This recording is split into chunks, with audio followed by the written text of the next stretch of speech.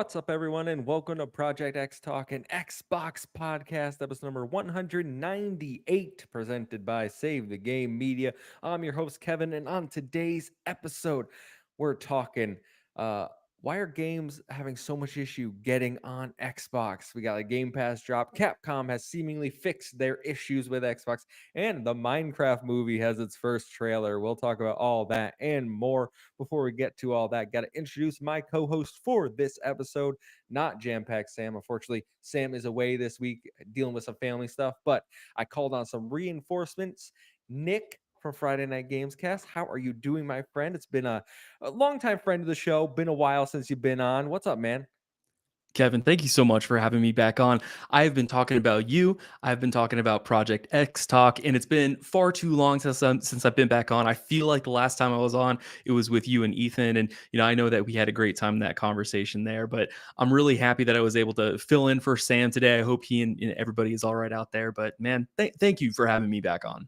No, thank you for coming on. It's literally short notice. If for anyone behind the scenes, Sam let me know this morning he couldn't make it, so it's literally like 7 a.m. I'm looking. I'm like, who am I contacting? Who am I contacting? And then Nick was happy to join me, which I am very thankful for. But appreciate you, and we'll have a good show tonight for Let's do sure. it. We Let's got do a it. good chat hanging out with us. We got Sam Heaney from our No Limit show hanging out as well, and Silken it joining us. He says, "Oh my God, no beard on the left and beard on the right. What is happening?" Yes, for anyone that doesn't know, I did shave my beard. All right, and normally Jam Pack Sam doesn't have a beard over there, but Nick, you're rocking a good one. I'm causing a little bit of asymmetry here today, but Mm. I've only known you non-beard, Kevin. So this Really? is surprising. I didn't realize that you were rocking the beard for a while Oh there. yeah, it's been yeah. I've grown lazy in my old age. Right, right. It's just a hassle, you know. Yeah. And Yes. What then can my you do? girlfriend, I shaved it. My girlfriend comes home yesterday. She's like, "What did you do?" I'm like, I That's know it. it's always so upsetting when when change. We can't cope with change like that, you know. No, Ugh. I recently had people. This was with the beard. I recently had multiple people tell me, "Kevin, how old are you?" And I was like, 31. And they're like, "Oh, I thought you were like 20, 25." And I was like, "Oh, that's the best compliment I've had in weeks." You got some good genes on you, man. You definitely look young. You look young. You carry your stealth. You carry yourself in a stately manner, but you just look young, man. You got that going for you. Yeah, well, thank you. Rick Davis joining us. What's up, Rick?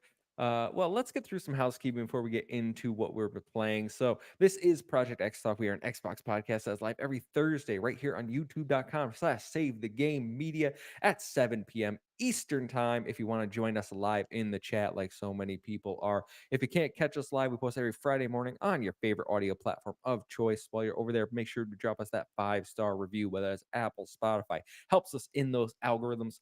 If you want to support us even further and get early audio access to all of Save the Game Media content, exclusive bonus content, head over to patreon.com/save the game media. Choose the tier that's right for you, like our current Patreon supporters. So thank you to Fabulous Brianna, Brianna's mom, Brianna's brother, Lindsay, Nikolai at Night, Cypher Primus, Brendan Myers, Marcus O'Neill, Lillian, Mimi J, David Hotright, Dave Harp, the Xbox Expansion Pass, Alpaca Tom, Lee Navarro, Silkenit, Ellery Woods Parker III, Chad, Shelby Macy, and our newest patron, Rick Davis. Thank you so much for supporting us over on patreon.com/save the game media. We couldn't do this without you guys.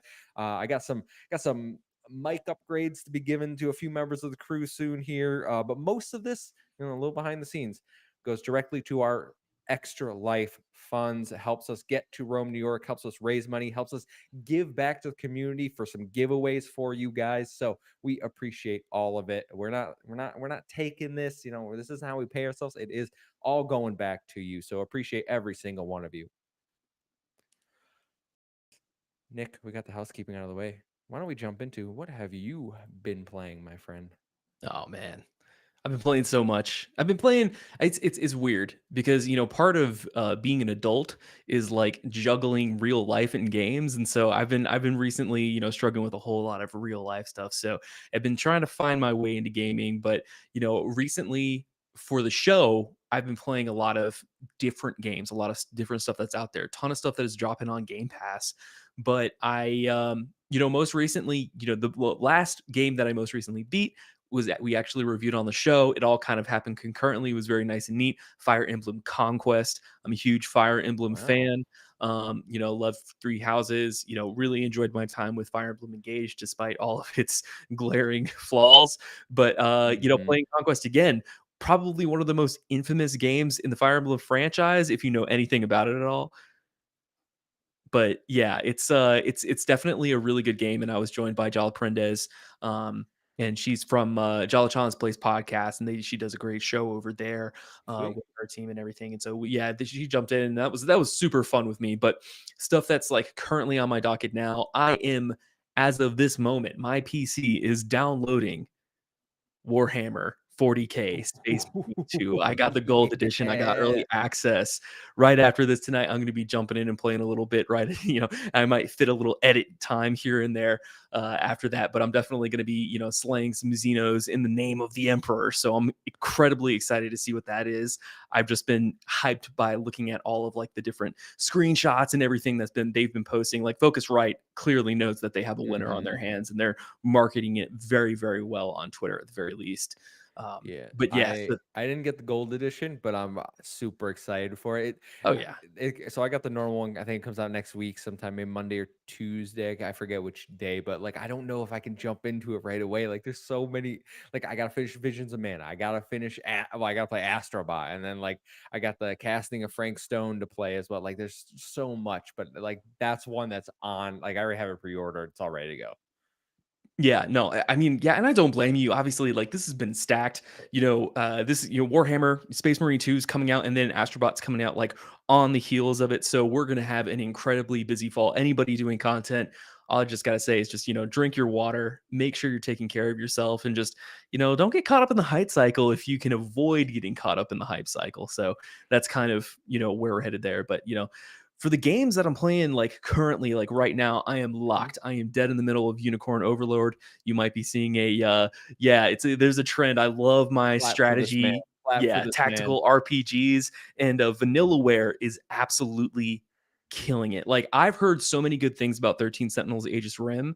Mhm. My good friend Rick Firestone just evangelizes that game every chance he can get. And then I saw Unicorn Overlord, very similar but also very different from like Fire Emblem, but it's Mhm. still like tactical, like RTS elements that are involved in it. But it's also got that really cool, unique anime aesthetic. So I'm absolutely adoring it. It is a grind. It's a long, long game. So I'm just enjoying the ride. I'm just taking my time with it. I'm not trying to just railroad my way through the game. I'm just taking it nice and easy. So that's a really good one. So, listeners of the show may remember me talking about this game back in April, but I love Unicorn Overlord. It's might be my second favorite game of the year. Like it's fighting Nice. pretty good for game of the year. I think Like a Dragon, if it Wealth might just take Ooh, it from it, but Unicorn Overlord is such a good experience. It was so much deeper than I expected it to be, and yeah. I wasn't familiar with Vanillaware. This was my first Vanillaware game. Mhm. I always loved their art styles, but like something about the gameplay never really clicked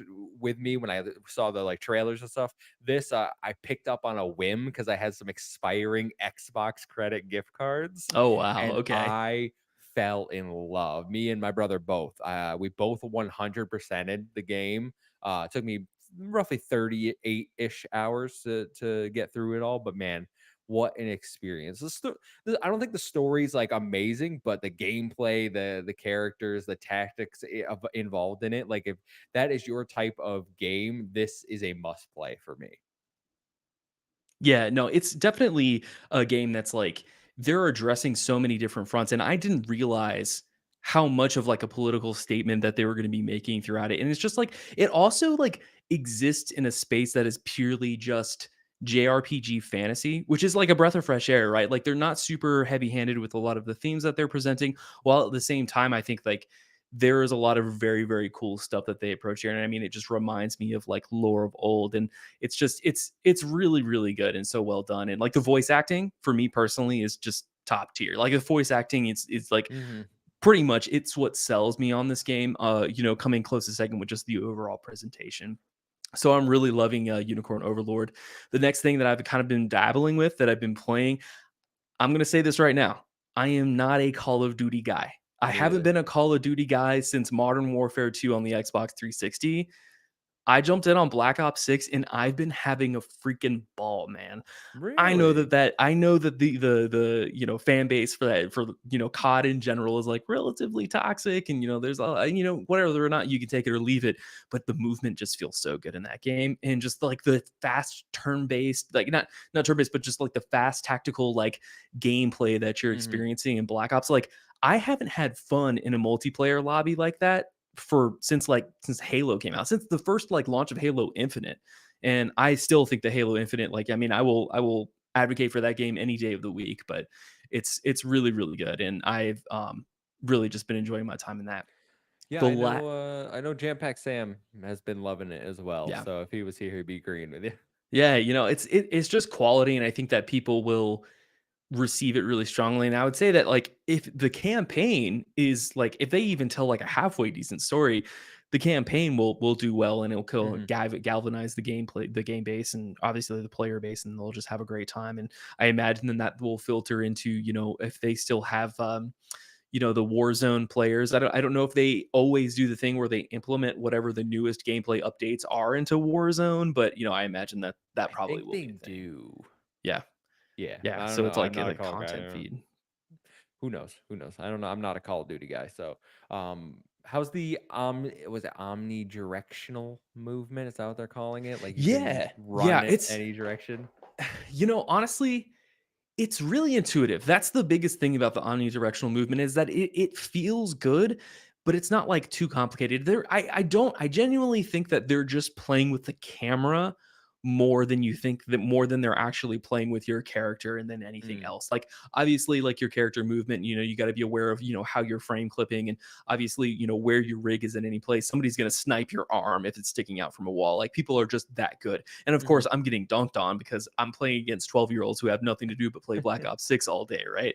So I'm getting just completely decimated. But at the same time, I'm getting kills. I'm not bottom frag. I'm still feeling good. But yeah, the omnidirectional movement, I've started to realize that like when I'm cornering, like it's just so intuitive. Like I come up to a corner, and then when I, aim down sights, I'm automatically leaning and I don't feel exposed. Mhm. That's what's so cool about it. So like knowing your map and knowing how to like just completely manage your environment and your surroundings. Not to mention, if you're in a lobby with a friend and you both are playing tactically, like it's next level. And of course, just like obviously sliding, and you've seen, I'm sure you're on Twitter, so you've seen like a million and one clips of people coming up behind him and, grabbing people hostage and saying Mhm. just, incorrigible things Ridiculous to things. them. Yeah. So it's really funny and neat. And I just, yeah, I definitely have been having fun. It's subverted my expectations because I've always been kind of like, anti COD for the most part. Mhm. And obviously everybody hated Modern Warfare 3.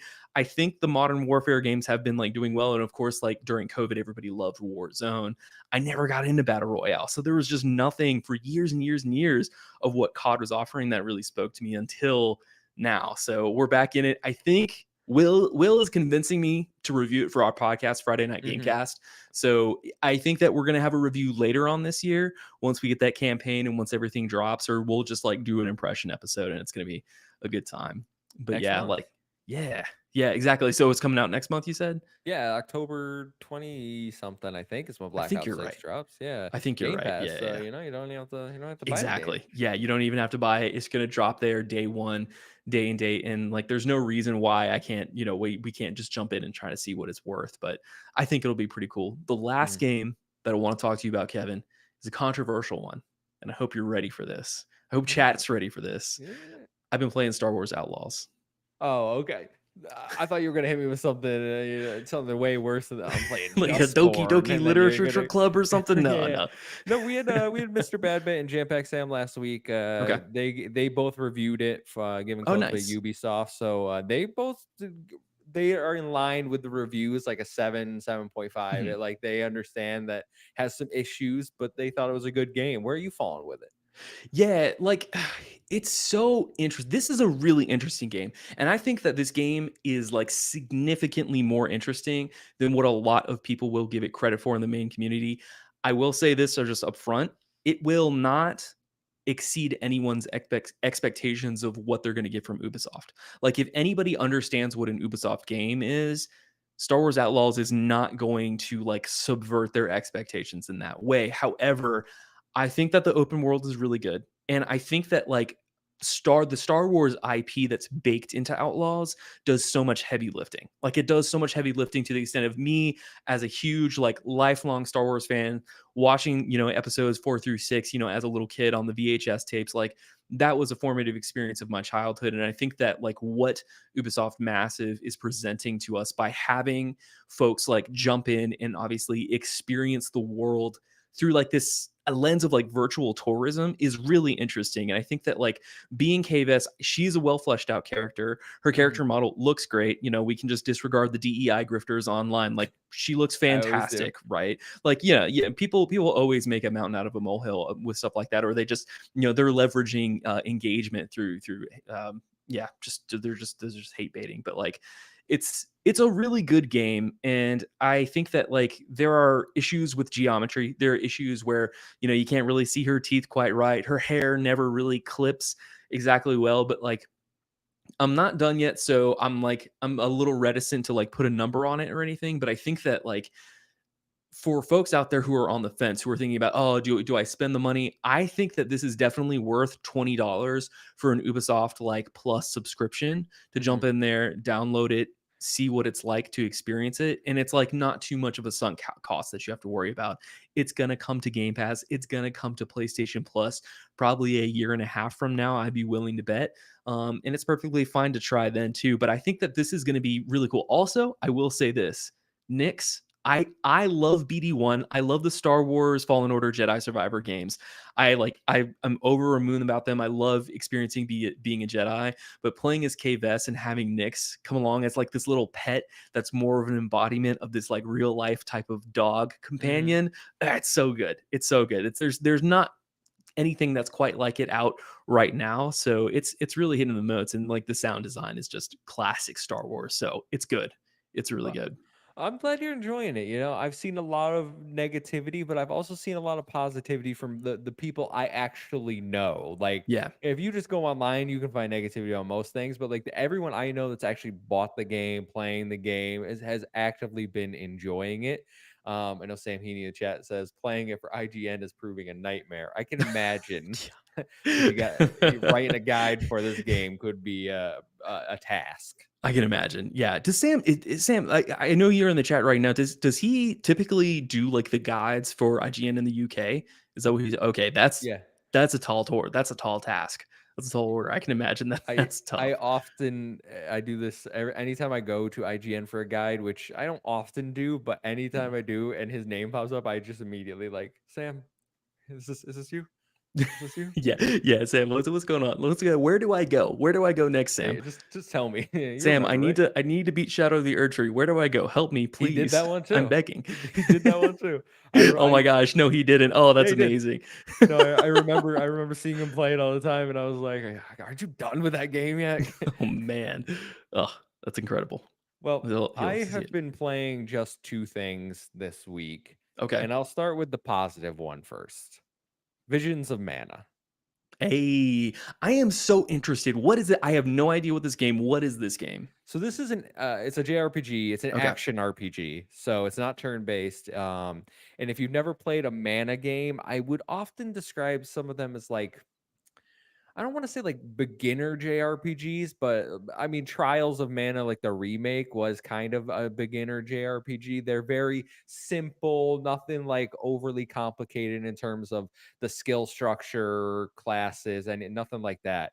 And this game very much follows those trappings, I would say, because you have the party, the characters are all likable, they're all pretty cheery so far. The world is vibrant, colorful, it's absolutely beautiful. This art style that they got going on is amazing on the Series X. Absolutely loving it. I think the story is darker than a lot of the Mana games tend to be. So just the setup for anyone that isn't familiar with it, and I'm not going to go into spoilers. This is all within the first 5 minutes. So essentially, in this game, the mana tree requires a human sacrifice from each village to continue like the world flourishing. And if you Okay. don't sacrifice it, then your village basically gets like annihilated. So Oh that's my like the whole god. premise. So you are like the soul guard and you're taking the sacrifices to the tree. That is your role in the game. You're rounding them all up from the village, and then you're bringing them to the tree. I don't know what S- happens. I So I you're hope I engaging in the human Yes, sacrifice. yes. Everyone's willing, like they think it's like an honor. So like they do little ceremonies, and they're like the summoned spirits come down, and they're like, you have been appointed the alm of water or whatever. And they're like, oh, thank you. I can't wait to give my soul for the replenishing of the world or whatever. So they're all about it. They're down with dying. It's just like Wow. that's just the world they live in. I don't This know. sounds like eerily similar to Xenoblade Chronicles 3, It right? also sounds eerily similar to Tales of Symphonia, Okay, okay. where you take the chosen one to the to go under the regeneration of mana process. So Yeah. I'm about halfway through. I think there's 8 chapters. I'm on chapter 4. I'm only like 6 hours in. Which, to be fair, not doing many side quests. I don't think the world is super like fun to explore. So like if there's a chest or glowy things nearby, I'll grab them, but I'm not going Okay. out of my way to do all that. So there is more there if that interests you, if you're into that kind of stuff. I'm just here for the story. Combat feels really good. Each character's like class like they're not tied to a specific class. So the way classes work in this one is you get these things called elemental vessels, and each character can use every elemental vessel, and it just changes your class. So my favorite character, she starts with a spear, but if you give her like the wind elemental, she'll use like these fan blades, and it'll change her Okay. outfit. And if you give her the fire one, she becomes like a brawler with these knuckles on, and that's the one I'm using right now because it's dope. But like every character can use all that, changes their outfits, changes their move set. Really, really fun game. I do highly recommend it. I feel bad that the studio has essentially been closed on release day, which sucks. Yeah. But good game so far. Yeah, no, it's always sad to hear that. And this is just, I mean, we're probably going to talk about this next, but like it seems to be the way this industry is heading that like, man, like if you're not going to just perform numbers out of the gate, it's just like your lifespan is going to be short as a studio this day and age. Yeah, let's transition to what you were talking about because speaking of not hitting player numbers, not hitting engagement, and failing.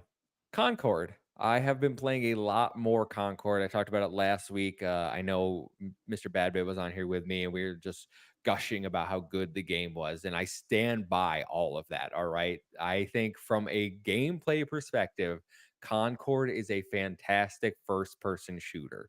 There is like I had so much fun, and I'm genuinely upset about what has happened. For anyone that doesn't know, and Nick, you obviously know, but not even 2 weeks after launching Concord, they've put out a statement this week. Sony, PlayStation, and Firewalk. They're like, we're taking the game offline as of tomorrow or today, depending on when you're listening to this. September 6th, the game is no longer playable. That's exactly 2 weeks after it came out, and that sucks because this game was the most fun me and my friends have had together in a long time. Like normally we stick to FIFA. I think Battleborn was probably the last one that like got us all together, like laughing, having a bunch of fun, winning games. But this game did have issues. Like I think my overall record finished like 107 to 15. Like if you were in a squad, you're going to stomp the other team 99% of the time. And that's not really healthy for a competitive shooter. Complete like Sam knows, he's in the chat. I played with him all the time. Like that's what happens.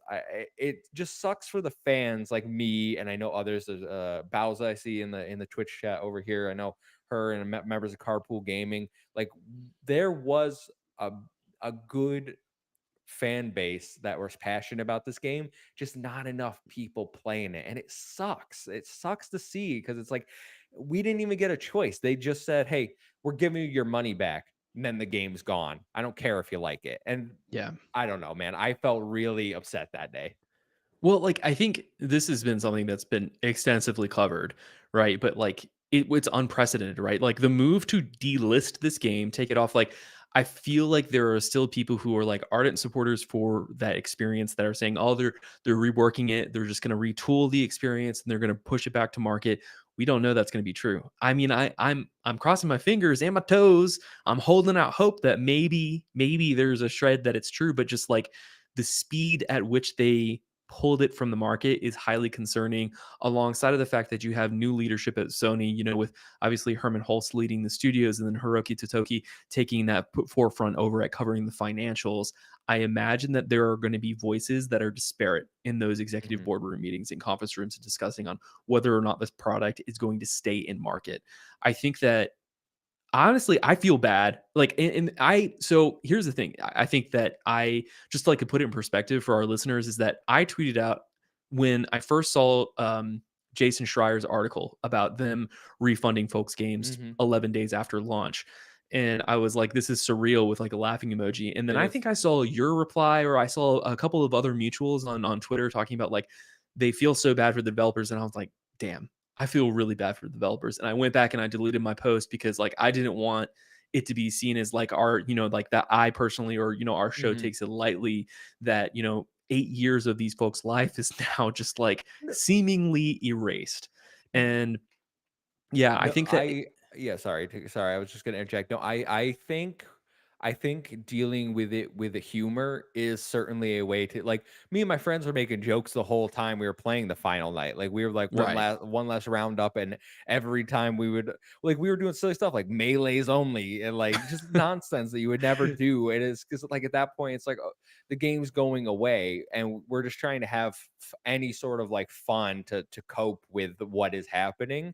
And I don't there are people out there definitely tweeting things much worse than what you tweeted and Yeah. are actively celebrating this. And I think that is disgusting. Yeah, no, it's gross. Like people put their heart and soul into it, right? And like say what you want. I mean, I've watched, trying to figure out, trying to piece together like the disparate parts of like what happened, like what went wrong. Obviously, we know that the go to market strategy was incorrect. Like nobody's going to want to pay $40 for a shooter. However much you might like it, Kevin, nobody's going to pay $40 for a shooter when they can play Overwatch, when they can play X Defiant, when they can play Call of Mhm. Duty free on Game Pass, when they can play, any number, Marvel Rivals whenever that launches free to play. Um, and I mean, I think that the people are going to pay for. There is a small number of people that are going to pay for it because it is an SIE property, and they're going to look at that premium and they're going to go ahead and they say, yeah, I want to get it, I want to do this. But like the vast majority of the market is going to be like, I'm going back to Overwatch 2, Mhm. or I'm going to go pick up Marvel Rivals, or I'm going to go play whatever is the niche game over on Twitch right now, whatever the case may be. And I think that like it's just sad because if they had approached this with a free to play strategy, if they had seen the writing on the walls when we had told them up front, we don't know if this is going to get engagement, like we don't know like where the player base is going to come from in this way. I think that they just massively overestimated the brand recognition of it. And I think they also just like I personally feel like that it was a failure on a design front. I don't know how you felt It, about the characters, but no, it doesn't look good. yeah, no, I'll say two things. One, I think free to play helps a little. I don't think Mhm. free to play saves Concord. I've seen a lot of Yeah. people saying, "Oh, they're just going to go make it free to play, put it back out with the battle pass microtransactions." It's like that is not going to fix Concord because Right. if everyone remembers, like the beta was free. They had two beta weekends. They opened it up for people to play, and Steam didn't even crack, I think, 1,200 players for the beta, and then it was even half of that for the full release. So like free will not save this game because, and this brings to the second point that you just brought up. I think from a artistic design front, that is where this game failed, and it the characters like I don't love them. I think that there are serious issues with a lot of them. Like a lot of them don't even look appealing. I think some of them had some promise. Like Hamar, I think is probably the most promising looking one, like the Yeah. warlock from Destiny looking character. But the idea that people have that they're going to take this game offline and redo all the characters and then come back out free to play, it's just not realistic. That would cost millions and millions of more dollars to redo all the art, all the assets, get that in the game, change the art direction, change the animations. Like it's just not realistic when you think this game had, I know people say 8 years, maybe when they first started planning it, but let's say 5 years when the studio's Of found actual five, yeah, development yeah, time, yeah. 5 year actual development, and then 100 to 200 million dollars, like for 25,000 copies sold, $1 million, like that's the biggest loss maybe in video game history. I cannot see PlayStation ever saying, you know what, we'll give you a second chance. It's not happening. Concord is getting taken away, and it's going to be a tax write off. Well, I just think that, like, what you're saying here, though, like, if reports are to be true, like, if we're gonna say that Concord cost the same amount as much as a Spider-Man 2, as much as a Last of Us 2, for whatever, the case may be, like, I mean, I don't know how game development works, and I don't know how financial, investment or funding, for game development works either. I mean, we can only kind of base a lot of this off of our expectations, but I think at some point when they look at it as a business, there's going to be a conversation about sunken costs and how can we recoup, how can we leverage this at some point. I mean, they made controllers for this thing. Like they had a marketing plan. That marketing plan definitely failed. I don't I mean, like, I hear what you're saying, but I'm also a little confused on, like, they have to rework the animation designs. I don't see why they can't work with what they had and then just maybe refresh it. Maybe get some artistic advisors in there to go, like, just update the skins. Maybe they push, like, I don't know, maybe $1 million, $500,000 on updating skins. Again, we don't know how much this kind of labor Mhm. costs, but, like, why they can't work with what they had already. Maybe have some people come in and do advising on that map design, because that is another thing that I heard, is that the map design was wanting for a little bit more. I feel Most of like them are there's things good. that A few of they them were not great. okay, There was a few I think needed a few tweaks, but tweaks, yeah. most of them I thought were pretty good maps. Yeah. I just think that, like, I don't see why they wouldn't be able to just take what they had, restructure a little bit, and then try to go free to play, like, 6 months when people forget about this.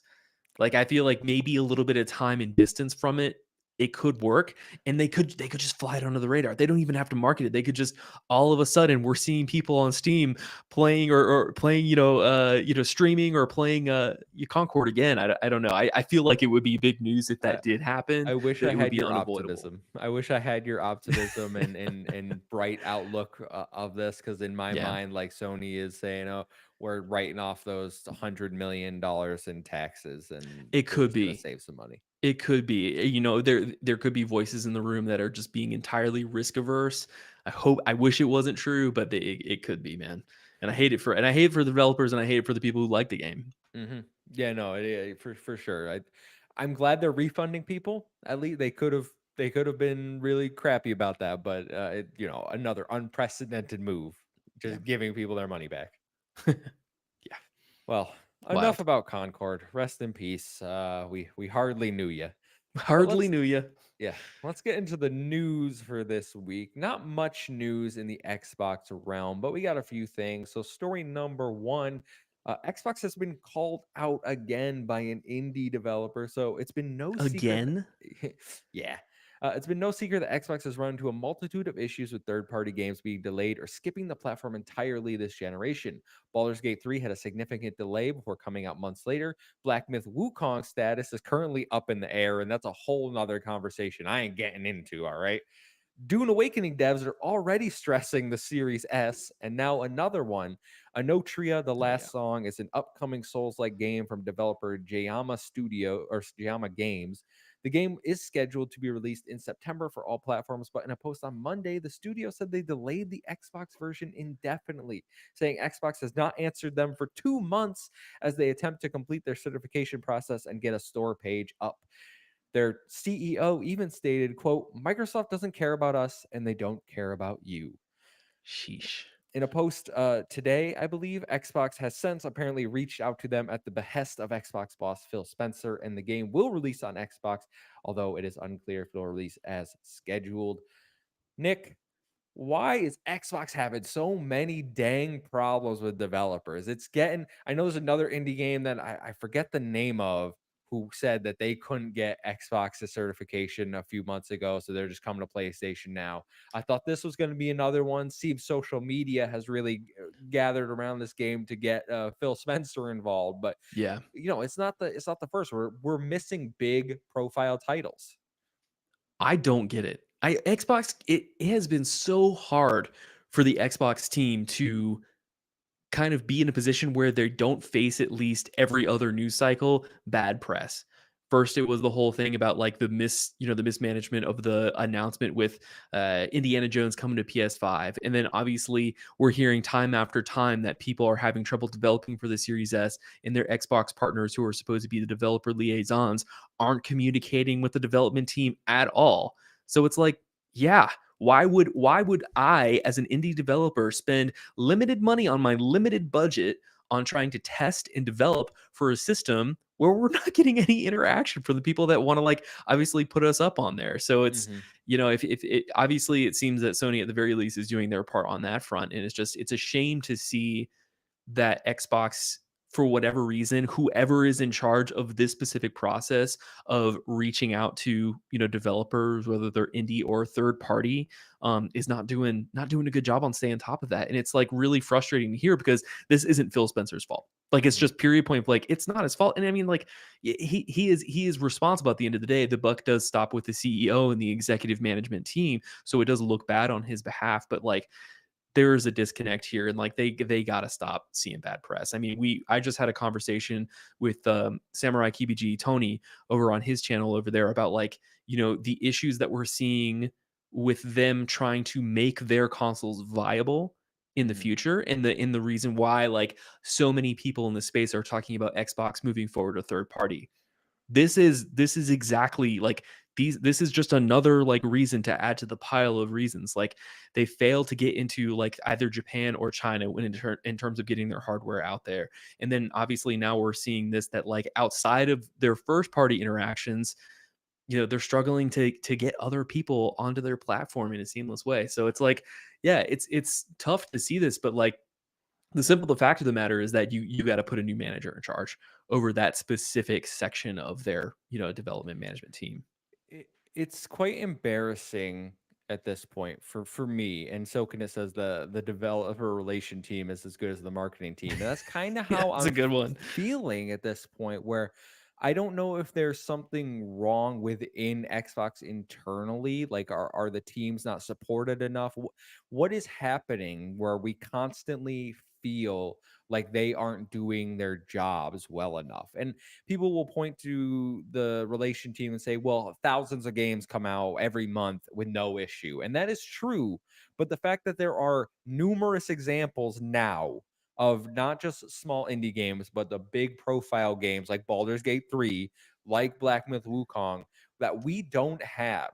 That is simply unacceptable. Yeah, that is when you see PlayStation say, "Hey, we're going to send you some of our technicians. We're going to sort this out because we yeah, want we want that on your platform." Xbox doesn't seem to have that same level of care, right. and especially for this Enotria, the last song game, which I know primarily because friend of the show Kyle Stevenson over at the Trophy Room is doing he does PR for this game. Shout out to But Kyle. yeah, shout out Kyle. But also, I believe this is an ID at Xbox game, which makes it even more embarrassing. I swear to God, this was at one of their showcases.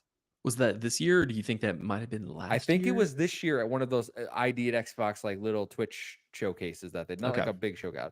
If I Yeah. remember correctly, someone correct me in the comments, but it is incredibly discouraging when you are an indie developer, especially, and you're trying to get your game on the platform, and it shouldn't be this difficult. Like Yeah. like, hey, we know your console is probably going to be where we sell the least amount of copies between PC and PlayStation, right? But we still want to be there because we think your player base matters. And then you Yeah. just hear crickets trying to go through the process. Like, that should not happen. It shouldn't happen at the indie level. It shouldn't happen at the A level. And I Right. see Gogo Po in the chat says Wukong was money headed. That's up for debate. It depends on who you're hearing. Paul Tassi says one thing, a lot of sources say another thing.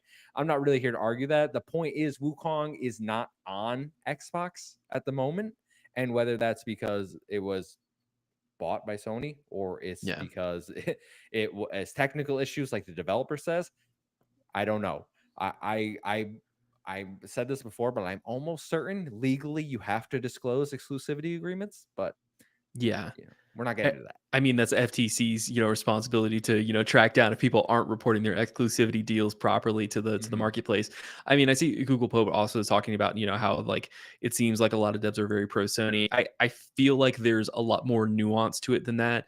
There With is. Xbox, you have to deal with two separate consoles. One console's infrastructure is vastly different from the other, right? Like, so it's like not only do you have to deal with like two separate consoles that you have to release, they have to release at the same time. They don't have the luxury of putting it out on one console then testing it on the other. If it's on Xbox platforms, they're going to be testing it on PC on Xbox, assuming that it's coming to PC on Xbox. They're testing it on the Series S and the Series X, right? So the work that it takes to go to Xbox, on top of the fact that they're losing money on development time if they don't know they're going to ship day and date whenever that's going to be launching on PC, in Sony, like this is what we're talking about. This is the reason why it just doesn't make sense and why we're hearing devs say like they don't care about us. Like if they, I mean, if that is true, I mean, that's just simply, point blank the truth. And, with Sony, there's simplicity, right? Regardless of however you might feel about Sony, like, you have one console to test for, and their consoles outnumber Xboxes in the marketplace 3-1.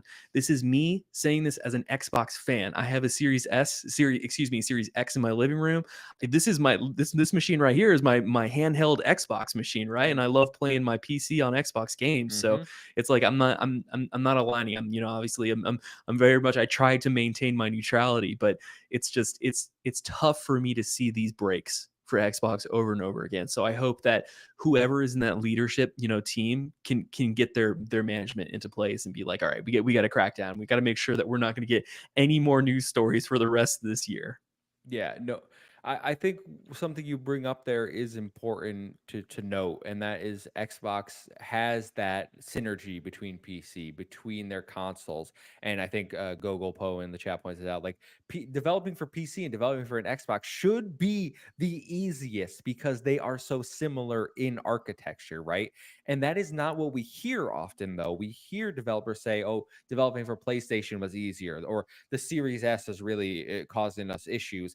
And that never makes sense to me because I'm always sitting here, I'm like, well, you develop for 9,000 different PC configurations.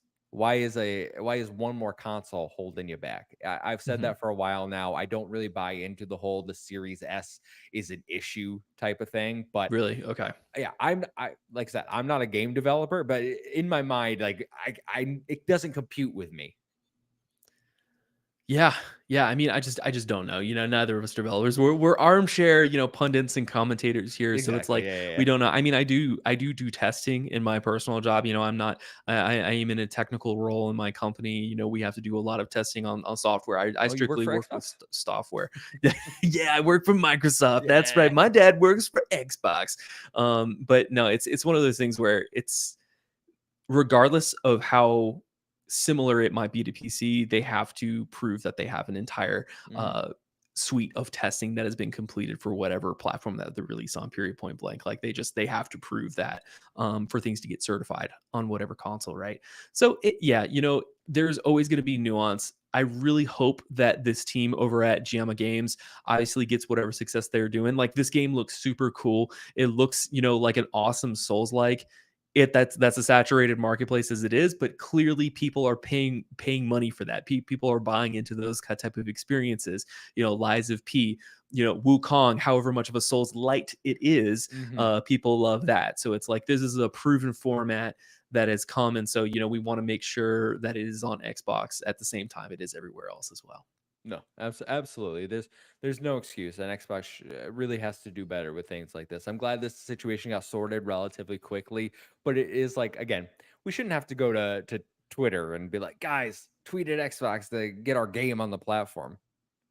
What are we doing? What are we doing Yeah, here? yeah. What's going on? All right, well, let's move into story number two. It's just the Game Pass drop for the first half of September. So available right now, Ooh, we got Star Trucker for cloud console PC. We got Age of Mythology Retold for cloud PC and Xbox Series X and S. We also have Expeditions, a Mud Runner game for cloud console PC. September 11th, you get Riders Republic for cloud console PC. September 17th, you get Train Sim World 5 for cloud console and PC. Any of those piquing your interest, Nick? oh man, I'm looking at it. Age of Mythology. Is this the other?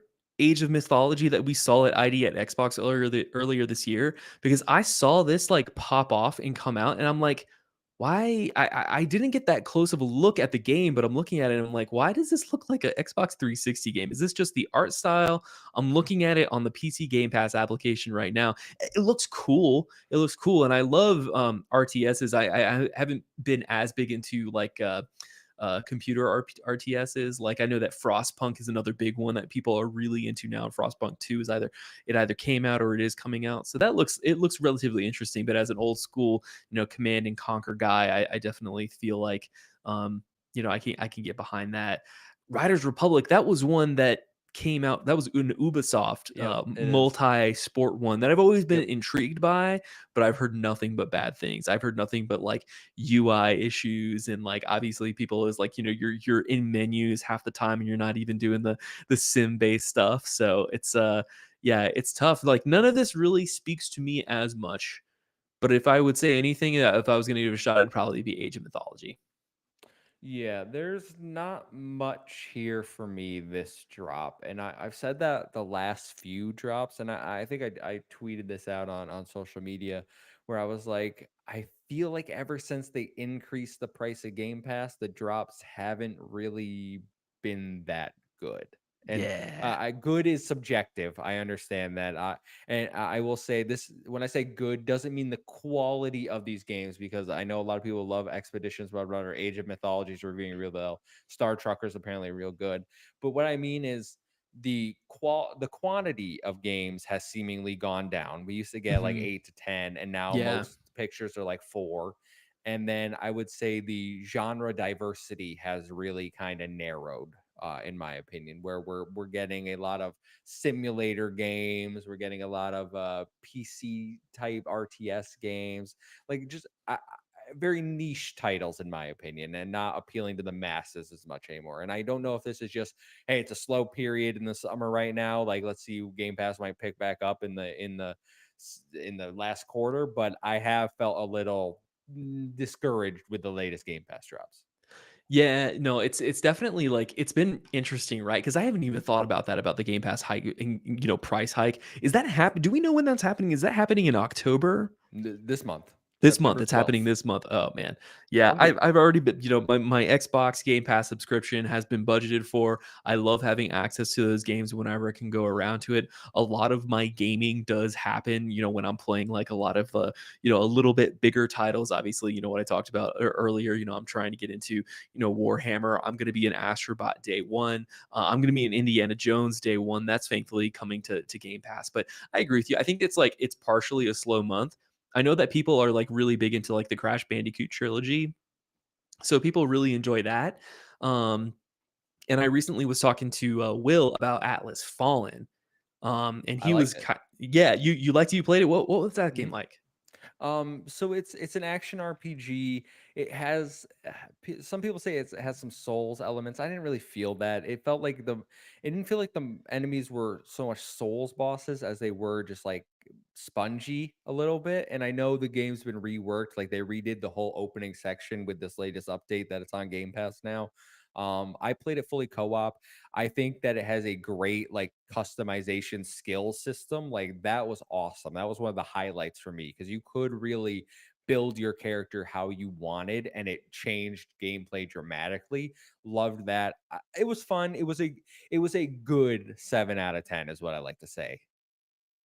Yeah, I definitely have seen good things, and obviously, I mean, like they just recently came out with bangers like Kinitsugami from Capcom, and I know that like it just recently popped off where it showed that Xbox helped co-fund that Mhm. with Capcom, which is definitely a great pull. I tried my hand at Dungeons of Hinterberg a couple of Ooh. like Yeah, I maybe like beat a it. week ago. You beat it. How long was that? Was that like a what is it, like a 4 or 5 hour joint?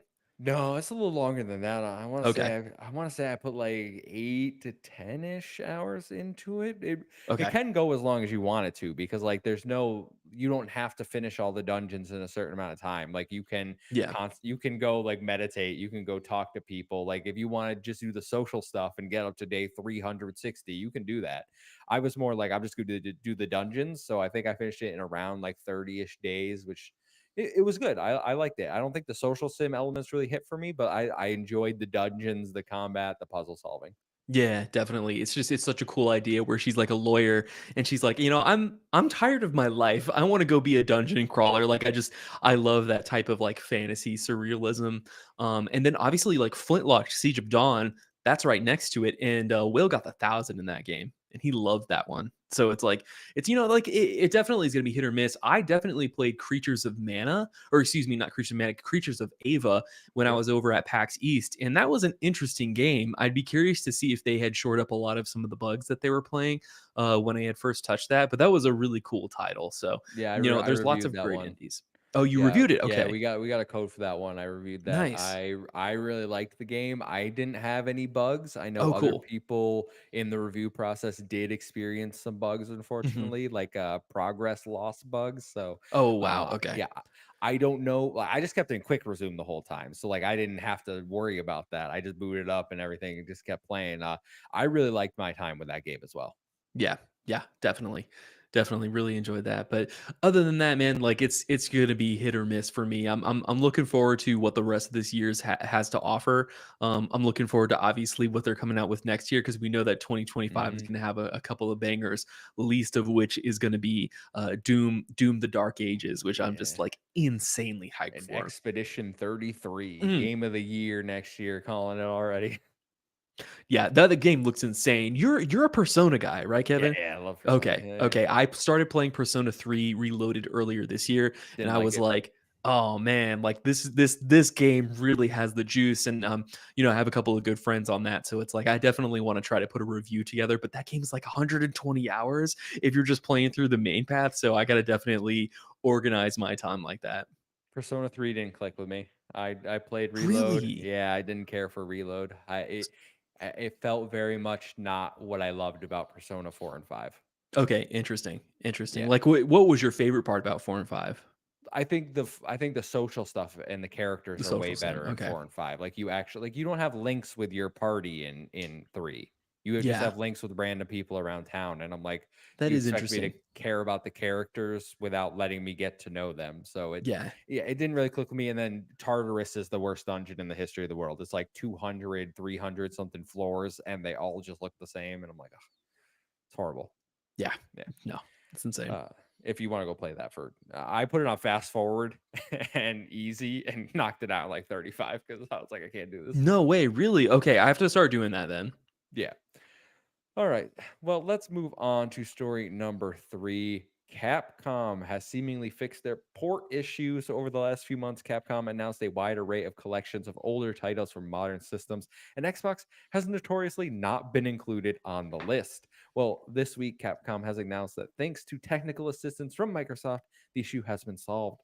Capcom will be bringing both the Marvel vs. Capcom Fighting Collection and Capcom Fighting Collection 2 to Xbox in 2025. Nick, are you a Capcom versus Marvel? Are you a fighting game fan over there? Because man, ooh, this is some good eating for the fighting game community.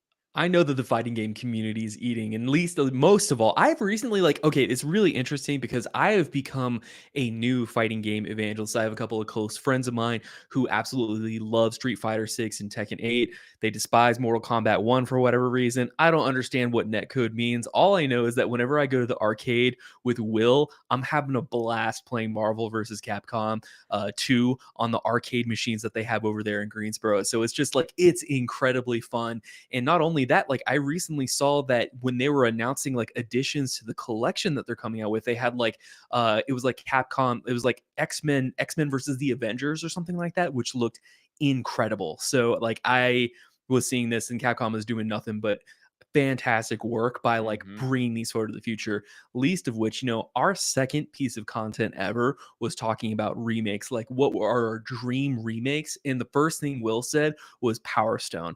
And when Oh they yeah. announced Power Stone 1 and 2 in this collection, he was like, it's game over, it's game Hmm. over, this is what the rest of my year is looking like. So he's eating for sure, and I'm incredibly excited for him. I might even get on my way to get a little fighting pad or something like that just so I can get good.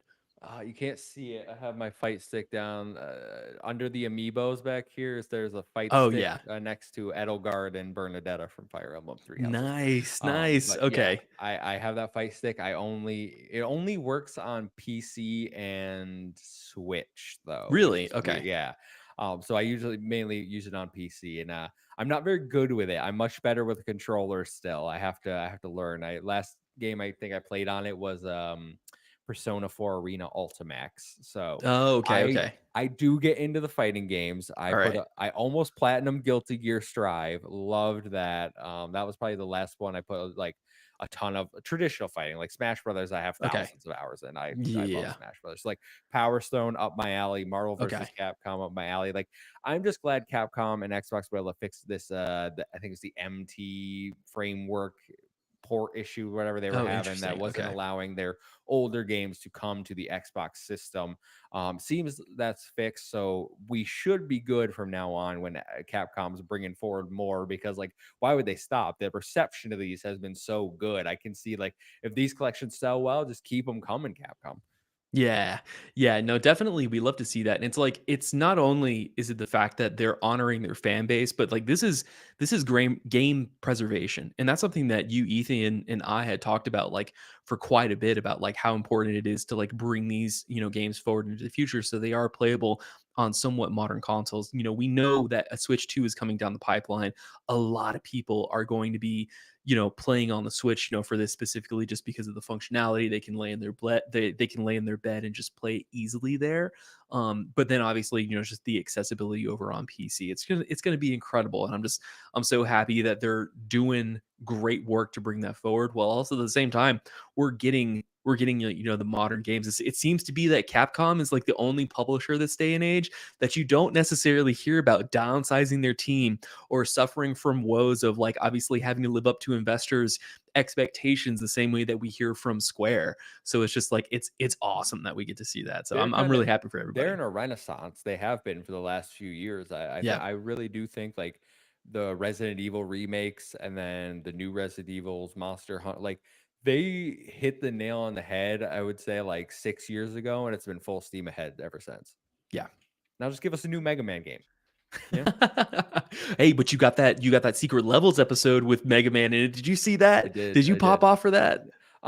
I like Mega Man, really the Battle Network collection. I like the Zero games a lot, but my brother's the bigger Mega Man fan. Like he likes the original Mega Man. Like he's all about it. So yeah, Okay. I'm gonna watch that show. The show looks great. But like Yeah, it looks incredible.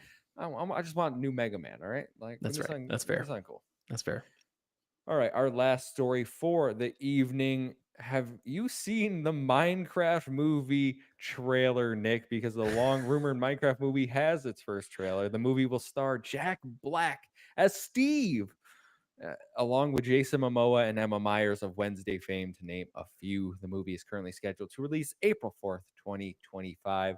And how dare you schedule this film so close to my birthday? This is an insult to me personally. Where if you go to my Twitter, one of my I think my highest engagement tweet that I had to mute because I was getting some death threats from children No way. was me upset that they were putting Minecraft Steve into Smash Brothers, because I hate Minecraft. I think it's a stupid Wow. game. It does, Yeah. I hate Steve. He's not even a real character. He's not even real. And then Jack Black. First of all, there's not even Minecraft. Are there Minecraft characters even in this? Because from what I could tell, it was just humans being like, "I'm Steve," and I'm like, this movie looks horrible. Like this, it looks Borderlands horrible. Okay, so I have seen this trailer. It looks really bad. Like, why is Jason Momoa dressed up as like man Barbie in a wig? Not I hating on was Barbie. gonna. We love the Barbie movie in this household, but like, Yes, why is yes. he? What is going on with this character design? And obviously, you got a couple of good actors in this. I like Jack Black well enough. I hate the fact that Tenacious D had to die because of this movie. Like, what is going on here? Like, I really fail to see like the audience that they're capturing, because everybody that's in this movie doesn't necessarily seem like it's catering to the audience that plays Hmm. Minecraft today, which is children, right? That The vast I think majority of that's a them. great point. Like, do children care about Jason Momoa? Do they care I about don't Jack think so. Black? I really don't think so. And I mean, like, kids will watch it, I think, just because of the name brand recognition, right? It's a Hmm. Warner Brothers movie. It's got the name Minecraft on it. So it's like the parents are going to be like, all right, let's drag the kids to the movie theater. Let's have a good family fun night out. I have a sneaking suspicion, without knowing anything about I see Luke Laura LOL. They do not. But I have a sneaking suspicion that there is some type of deep lore that is associated with Reddit that's about like that surrounds Minecraft. I just don't know if that's technically like what the developers of this game had intended when it first came out. Like, because like Five Nights at Freddy's, I just imagine for a while that it was like one of those games where it was just like a jump scare, the video game that kids can play on their phones and scare their friends at the lunch table or when they're having Mhm. sleepovers at their house. But then I come to find out that there are like pages and pages and pages of like not only like actual lore that's baked into that game, but like fan based like fiction that's like contributed to the overall ethos of it, that's geared into the culture, and people didn't like the Five Nights at Freddy's movie. It's just, this is an example of studio executives in Hollywood being like, oh, video games are trending now. Video games are hitting. The Witcher show, caught on really well. People love the Last of Us TV show. People loved like, X, Y, and Z, whatever number of, video game adaptations that we've seen, minus of course the Halo show on Paramount Plus. But it's one of those things where you have to like kind of look at this and be like, this is just going to be a cash grab. And I don't think it's even servicing the fans at a certain point. So what if I told you people did in fact like the Five Nights at Freddy's movie? Did they? Okay. I It mean, I heard it was mixed reviews no about it. critically not very good. Okay. Budget wise, made for 20 million, made 297 million dollars. Oh, So wow. that is a smash That success. is a smash hit. By Hollywood standards, that is a smash hit for sure. Uh, so listen, here's what I think is gonna happen. The Minecraft movie is gonna come out. It's gonna get like an 18% on Rotten Tomatoes.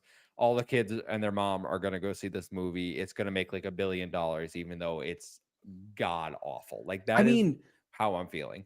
but like, do you think Minecraft has the same recognition of like the Mario movie? Because like the Mario movie, I will say this, I will stand on this, like it's fine, but nothing happens in that film.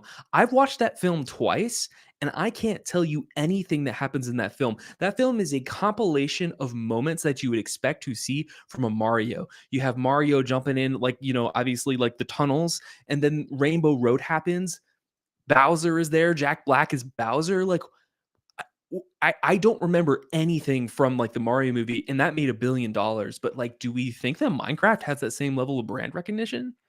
Ghostly Guide says kids love Minecraft. I mean, Minecraft is the best-selling game of all time. That's true.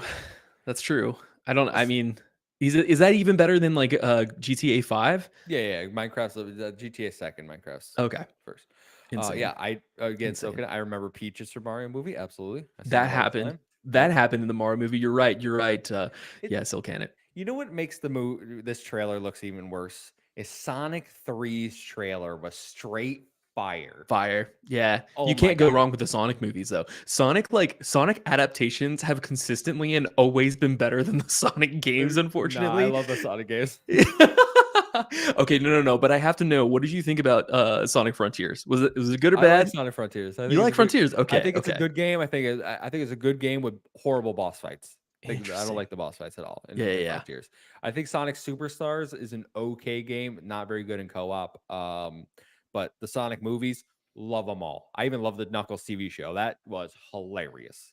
Yeah. No, and to Sam's point here in the chat, like it's one of my things is like I'm 90% certain that Hollywood doesn't approve these movies for funding unless Jack Black is attached to them. Thankfully, he's not. I mean, you got Keanu Reeves, which is gonna hard carry the the Sonic 3 experience. Although, I mean, hey, the fact that they're getting Jim Carrey back after he very loudly stated that he was gonna retire after Sonic 2, I was like, this is perfection. So I mean, I can't wait for Sonic 3. Will and I are going to be day one, day and day in the theaters watching that. I But My girlfriend won't see them with me. And then what? yeah, she refused. She says Refuses? she says Sonic looks creepy. And I go, can we please just go see the third one? Because Shadow is my favorite character. I feel like she has the Lovecraftian horror original Sonic design maybe I stuck in showed her her this mind. trailer. I showed her this trailer. Really? Yeah. Okay. Uh, I agree with Rick. Sonic X Generation is going to be amazing. Sonic Generations was really good. I played it this year for the first time, and then they announced the Sonic X Shadow Generations Do we remaster. know that it's confirmed that Shadow's going to get his gun? Like, can can I can we don't not think give that he's hedgehog an getting his. AK?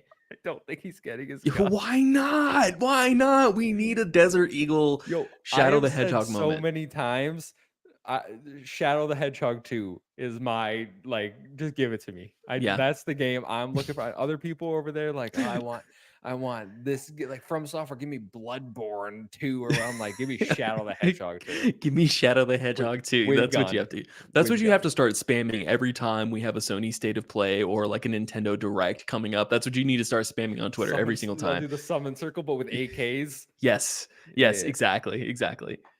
All right. Well, that will do it for the news this week. We got two listener questions and then we'll get on out of here, Nick. So, Okay. Sam Heaney's who hanging out in the chat with us, he writes in says, with the clear astronomic success of Astrobot, do you think Xbox will feel the urge to greenlight slash speed up production of their own platformers? Does this rush Banjo to finally return? Do they double down on Crash and Spyro? Do they replicate Astro with an Xbox nostalgia filled adventure with a new mascot? Or is it too small fry? Oh, is that written down somewhere? I feel like I Yes, I need will that paste it. one more time. I'll paste it for you. Okay, okay, thank you. I'll paste it for you in our little notes here. Uh Down here. There you go. All right. Okay, so Xbox will feel the urge to greenlight or speed production on their own platformers. And I don't think so. I think that like I don't think that Astro as a platformer is the reason why it's going to be so successful. I think that the mechanical experience of playing as Astro and the integration that Team Asobi has with the haptic feedback. So, like, if anybody's played Astro Playroom, like they know that that's just like a golden experience, and it is the showcase. It's the first thing I ever played when I bought my PS5. Um, I don't think I in Astro is almost like it's not new, but it's like to a lot of new players, to a lot of new Sony, adopters who are buying into their ecosystem, or obviously their hardware. It's relatively new to most people who haven't been aware of like the Astro, VR experiences that they've had in the past. I think that like Banjo is really popular with millennials, but Banjo doesn't sell today. Same thing with Crash and Spyro. I'm the one that wants Activision Blizzard to like really leverage their Spyro. I love that damn purple dragon. I love him so much. And I want an I want a Spyro game so badly. I don't think it's happening in the nearest future. I wouldn't be surprised if it was in development. If we see it a couple of years from now, it wouldn't surprise me. But I just think like for a while, like I just haven't associated family friendly games and Xbox for so long. And I think that they see that beyond Roblox, Mhm. beyond Minecraft. I just don't know where like mascot platformers really have a place in today's market. So I love the mascot platformer. I love 3D Yeah. platformers. I'm still very much big into that genre. Like Astrobot is one of my most anticipated games. I can't wait to play it tomorrow. But I often find myself going to the indie space for that, or the double A space, where there's things like I know I've liked Hellpie, I've liked oh, what was there's one with a monkey and a robot that I played, like Clive and Wrench I played, which got horrible reviews, but I platinumed it and absolutely loved it. Like Okay. I there are spaces where you can find this type of game, but they don't tend to be the massive big sellers outside of your Mario, your Nintendo franchises over there, where platformers seem to still kill it, right? I want Xbox to get into this market because they have such good IP for it. You say no one cares about Banjo. Listen, man, we can make them care. Banjo, they gave, They could they try. made a whole new render for the damn character for Smash Brothers. All right. Like you have 35 million people who will say that's the character from Super Smash Brothers. Make him cute, give him a fun, colorful adventure. It's going to be on Game Pass, all right? Put it on the Switch too, though. You got this multi-platform Yeah. strategy. Like, make those connections with Banjo if you want. Like, will it sell 5 million? Probably not. But if you get a million, like I consider it a success. Like, keep the budget small, keep it Yeah. in scope. Like, there are ways to do it, and then you can build from there. Crash, Spyro, like, I have no doubt that Toys for Bob is absolutely doing something with one of these two characters. I don't know Yeah, if they it's a have to. Spyro game or if it's a Crash game. I love Crash. I love the Insane trilogy. I love the original games. I love even the ones that weren't in the original games. I love Crash Team Rumble. I got the 100% for it, and I have a freaking poster on my wall. I love Crash Bandicoot more than most people. Spyro, I like Spyro. I'm not over the moon about the purple dragon like you Mhm. seem to be, but Yeah. if you give me a Spyro game, you will get my money. That is a fact. I will give you money for Spyro You'll just to pay money support for it. Spyro, you won't play it on Game Pass, you'll go to the storefront, you'll buy it. If I have to, yes, yes, yes, I will. Okay, okay. Yeah, yeah, That's fair. absolutely. I know Rick Davis in the chat. What did you just say? I think they're terrible characters and not Rick. So before you pop off, Kevin, I will say I really love what you said about we can make them care. I think that's a lot harder said than done, but I think that starts at scoping a project like this appropriately. Hmm. I feel like with a Spyro or a Crash Bandicoot game or a Banjo Kazooie, it's about approaching it from an indie perspective and funding it like an indie, but then marketing it big. And then like obviously getting that like organic engagement from the TikTok audience, from the Twitch audience. Like we can do it. We can make them relevant again. We can make banjo great again. But it's just it takes the right strategy to do it. You know what I mean? Mabga. Make no, that's not even I can't do it. Mga- I mga- have the mga. Crash amiibo, or not the Banjo amiibo down there. Rick Davis has broke my heart by Yeah. crapping all over Banjo Kazooie because those games still hold up today. They're fantastic games. Oh my god. uh Banjo needs his ass. Also, Oh Super no. Lucky is awesome. I agree, Luke. Super Mhm. Lucky is awesome. Great game. I'd be cool with another one of those too if Yep. Xbox wants to try to push the Lucky again. But I don't. To answer the question, do I see them speeding it up, getting in there? Like we got to compete with Astrobot? No, no, No. I don't. No. They're worried about things like Fallout and the Elder Scrolls, and Yep. that's what they care about right now. Yeah, but they do need smaller titles in between their tentpole titles for sure. Yes. They need that constant funding. All right, our last question coming from Silkenit, who is hanging out with us in the chat, says, I've seen quite a few people asking if Space Marine 2 or Visions of Mana were not planned on Game Pass and leaving disappointed that it's not. Do you think Xbox did a bit too well for once at linking Game Pass to their showcases where other games might be present, or is it just something about these two specific games? So I know exactly what he's talking about because I've also had multiple people ask me, "Oh, Space Marine 2 is on Game Pass. Visions of Mana is on Game Pass, right?" No, they No, aren't. But I know why people think they are is because Visions of Mana was at the developer direct where yeah, it was at everything else Ready at was. Xbox. Yeah, Yeah. Like they have constantly put the games next to other Game Pass games in the showcase. So right. I completely understand people's confusions. Yeah, like it's fair to confuse it, but it's just like it's about paying attention there, right? And then I can of course like they're gonna say like this is gonna be day and date on Game Pass. Like Xbox is always loud and proud about that sort of thing, and they don't fail when they say that, right? Like when they say it, like it generally does happen, with very few exceptions aside. But I think that for the most part, yeah, it's just about like I mean, it's Focusrite Interactive, like they're multi-platform at their core, so you can play it wherever you want. It's a premium title, and this is gonna be a Hallmark game. Space Marine 2 is gonna be in Game of the Year conversations. They're gonna get full price for it. That's not the kind of game that's gonna go on services. I can see Visions of Mana being something that they could throw a bone if they wanted to try, and Square try to, play both sides of the party and do an exclusivity deal with Xbox, but it's just not the case this time. I mean, Square, like even we've heard them struggling, obviously this is recent news that came out about Final Fantasy 16 and them not meeting like the residuals or they're not meeting like the sales expectations that they had for that game, even though that was an appropriately scoped project. Like that was an incredibly pared back project when Mhm. you look at full-fledged Final Fantasy titles. And so at the same time, they're putting out Visions of Mana. They need to make that money back. Yeah, Square I think is pretty much done with exclusive deals from what they've been Yeah. telling us anyway, except for After the the final. third Yeah, Final after the Fantasy Final 7, Fantasy right? 7, yeah, for Yeah. sure.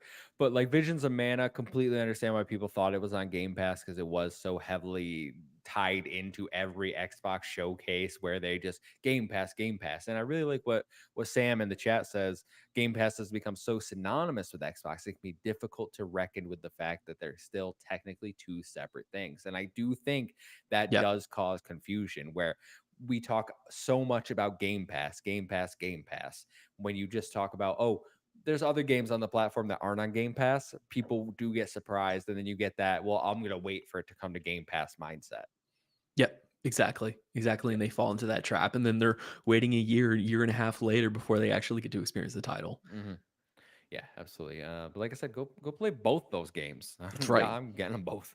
Go pay full price. That's Spend that money. Run support the that credit devs. card up. You know what I mean? Support the devs that are now shut down. Thank you, NetEase. Yeah, exactly. Uh, Ugh, you hate to see it. well, Nick, that will do it for our show. Thank you so much for hanging out with me today. Do you want to let everyone know where they can find you and your wonderful content, my friend? Absolutely. Thank you so much for having me. It's been a pleasure hopping back on and really fun talking about the news and games with you today, Kev. So, happy to do it anytime. If you want to find me or you want to reach out to us, we are the Friday Night Gamecast on all podcasting platforms. We're an audio-based podcast, working on getting to video one of these days. But if you want to reach out to us on Twitter, we are at FNGC Pod.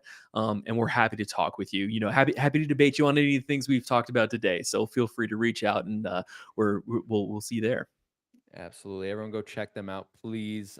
They do a great show. I've been on it multiple times on the main show, and then I think we did a fireside chat type show as We well. did. Yeah. Yeah. Yeah. There was that was that was Mass Effect 2, I Mass think. Effect 2. That's right. Mass Yeah. Effect 2. That was a good one. One of the goats. One of the goats. Well, That's right. yeah, everyone, you can find me at the Muffin Mon on social media. It's a 1 instead of an I, O instead of an A. Follow us at Save Game Media everywhere to stay up to date with all of our latest content. Until next week, we'll